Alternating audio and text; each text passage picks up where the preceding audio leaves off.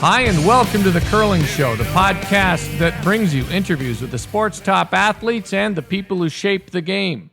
I'm Dean Gemmel, and before we get started, I'll quickly note that in January, we had more than 100,000 hits to thecurlingshow.com, and we can now claim well over 30,000 listeners.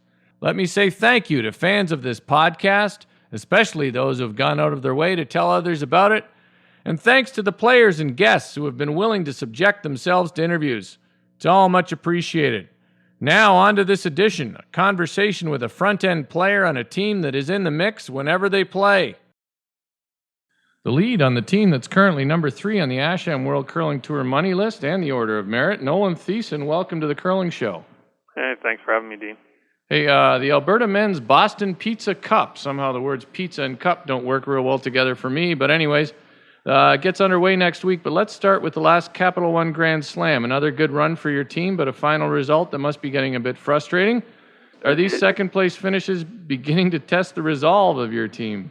No, I don't think so, because it's kind of a process with us where we were a new team last year. None of the four of us had played together, so we're all, as most teams are, we're kind of building towards trying to make the Olympics. So it's a process of trying to figure out how to win final games. We're playing lots of the good teams. We're beating lots of the good teams. We're having good games with everyone. It's just we got to find a way to win that last game of the event. So there's no frustration yet. We just got to break through at some point and figure it out. Do you guys do any sports psychology? Yeah, we do have a sports psychologist that we work with, and it's actually helped us out quite a bit. What do you learn from that? I mean, just for maybe junior curlers or anybody else, what do you learn from, what do they talk about when, with these second place finishes? It's not even the second place finishes. It's more or less going through our processes and just going through some things and figuring out how we do things and how we can maybe do things better. A lot of it is even to do with just how we interact amongst each other. Some guys want certain information and some guys don't. So it's just figuring out how to communicate properly is more or less what we're using it for. It's not really sitting there going, "Well, why are we losing finals?"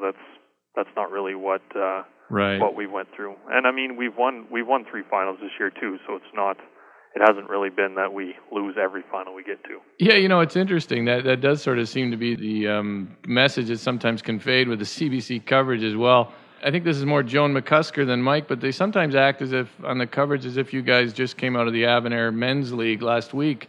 Does it surprise you sometimes? It does surprise me a little bit, because, I mean, I know I'm not much of a household name, but you got guys like Kevin who played with John Morris and Carter who played with Kevin. I mean, Carter's been in the Olympics before, so it's not as though none of the guys on our team, I mean, Blake's been to a Brier and a trials before, so it's not. And you played with Mark Johnson, and you're runner-up in the Canadian Juniors.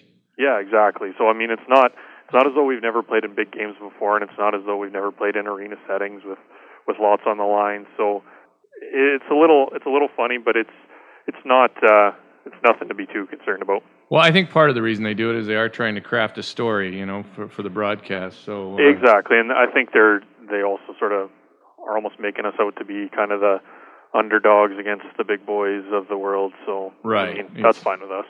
Hey, of course, we can't talk about the last Grand Slam without mentioning those well-received throwback uniforms. It sounded like it was Blake McDonald's idea, but somehow I got a hunch that you were involved as well. Were you guys thinking about it before you found those sweaters on eBay? Actually, it was an idea that came up last year. I think Blake kind of came up with the idea, and we started looking around, and it ended up getting received even better than we had kind of figured it would. We figured there'd be lots of people, lots of the players. I mean, lots of sports wear throwback uniforms from time to time. So we figured lots of people would like it, but it kind of got more coverage than even we thought. So it actually was mostly Blake's idea, though. Hey, you got everything right with them, even the typeface you used for the names on the back, and they even garnered a mention on the popular Uniwatch blog. That's UNIWATCH blog.com, where they had a smart write-up about the look, but you did, even though they did tweak you for the white Under Armour T-shirts.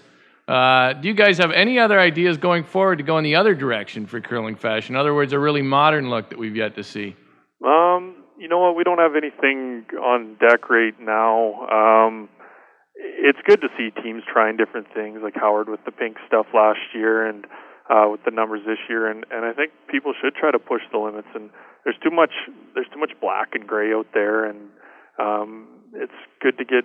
I mean, you look at what the fan interest and the talk that kind of went around about our sweaters, and even Howard with the pink stuff last year, and getting people talking about the game any way possible. So that's I think teams should try to push the limits, either go real retro or real forward thinking. Anything works as long as it's something different. You know, the curling uniform really hasn't changed since about the mid-'80s. Well, once, that was the last time we saw sweaters sort of. They gave way to jackets. And it is tough to figure out what a new look would be. That's why the retro maybe is the way we got to go. Yeah, I don't know. I'm not much of I'm an accountant by trade, so it's not as though I have a whole bunch of fashion sense. So I don't know what the forward thinking would be, but we're always looking, and we're always trying to think of different things to do, because we try to stand out a little bit out there. It always helps. Yeah, I think your current team practices as a group maybe more than many others do. Is that true? And how do you guys practice when you practice together? Well, it ends up me and Carter and Blake practice together quite a bit. Kevin lives in Grand Prairie, so he's on his own. But the three of us end up going out and throwing rocks quite a bit together. And each guy's our own worst critic, so we got other guys and other sets of eyes out there helping us out. It more or less is just throwing lots of shots. We do lots of work with the three of us and try to figure stuff out and work on stuff and get ready for the next event. We're really conscious of trying to figure out what type of conditions we're going to be playing on in future events and try to work on stuff like that. Hey, after talking about your team's runner-up finishes, Nolan, I hate to point this out, but you're also the only player to finish second in the last two Alberta Men's Championships since you played with Mark Johnson in 2006. That's a more veteran team. What did you learn from playing with those guys? You know what? I learned a lot playing with them. It was more or less just the men's game's a little bit different than the junior game. I'm originally from Manitoba, and I played with some guys out there, and we just could never quite break through, and we never really could beat the better men's teams. And then I came out here and played with Mark, and Mark's team's really professional out there, and he was always really strong. So just kind of figured it was good to play with some more experienced guys and learn the game a little bit. Hey, who did you play with in men's in Manitoba? I know you played junior with Mike McEwen. Did you play men's with Mike McEwen as well? No, I never ended up playing in men's with Mike. I played with Sean Grassi for the first few years out, and I played with Mike in the World University Games as well after juniors. All right, so let's point out you did win the World University Games with Mike in 2003, but I do have to talk about another second-place finish, Nolan. This is killing me. But 2001 Canadian Juniors, you played with Mike and you lost the final to Brad Gushu. Considering Mike's success this year, your success over the last few years, and of course Brad's Olympic gold, that was quite a group in one game. At the time, among those 8 curlers, who did you think was the most talented player on the ice? Myself. No. Nice. Yeah. In all honesty, that was the first time I'd ever played Brad, so I thought Mike was probably the best player on the ice because I had lots of confidence going into that game that we were going to do it, but just came up short. We just didn't execute enough. And Brad, you could tell, especially at the junior level, when you have a little bit more experience. Brad had played in the final the year before and had some experience there, and they seemed to handle everything a lot better than we did. So that's kind of how that one ended up. But hopefully soon enough we'll have one of these conversations after I win something. Hey, yeah, talking about something you did win, the Strauss Canada Cup qualifier. You played Mike in the final. Do you think his team's ready to break through? I think they are. They made a lineup change that just switched some guys around, and they seem to have been playing a lot better lately. I know those guys get pretty jacked up to when they wanted to play me, so we had some good competitions. I'm still really good friends with all 4 of those guys on that team, so it was pretty heated. They beat us in the A side, so I didn't really want to lose that final, so it was good that we pulled that one out. All right, Nolan, we end with a runback. I give you a topic. You give me your thoughts in 1 to 3 words. All right, sounds good. You, Ben Hebert, Marcel Rock, and Steve Gould in an ultimate fighting round robin. Me and Ben don't got a chance. No chance again. A lot of big guys that lead. It's unbelievable. They need the power for the sweeping, I guess. I guess so. Heck Gervais. Our sweaters. Exactly. It's sort of odd. We're trying to market players more finally now, and Heck Gervais had his own sweater collection. Exactly. Yeah. Actually, Carter was telling us that Heck's son had talked to him the other day about, he said that he had saw the sweaters and said his dad would be proud, so it was pretty cool. Exiting Manitoba for Alberta. It was more just a lifestyle thing. I just wanted a little bit of a change, and it wasn't necessarily just leaving for curling.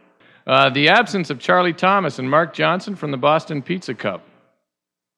It'll be a little different. I figured those two teams would be there, but it's still going to be a really strong field, and there's still lots of good teams.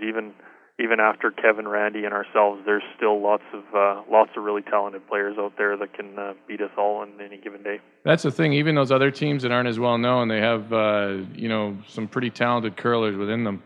Yeah, it'll be a dogfight out there. Spruce Grove, Alberta. That's our provincials. Yeah, right there. It's close to Edmonton, right? Yeah, it's not too far. So I actually haven't seen the arena or anything, but I'm sure it'll be a first-class event. And finally, getting time off in March and April when you're an accountant. Sweet deal from the partners. You better say who they are. Yeah, well, I work for Veers Picton and Company, and they are actually one of our sponsors of our curling team. So, right, and then I'll let you name your other sponsors too, because we always do that.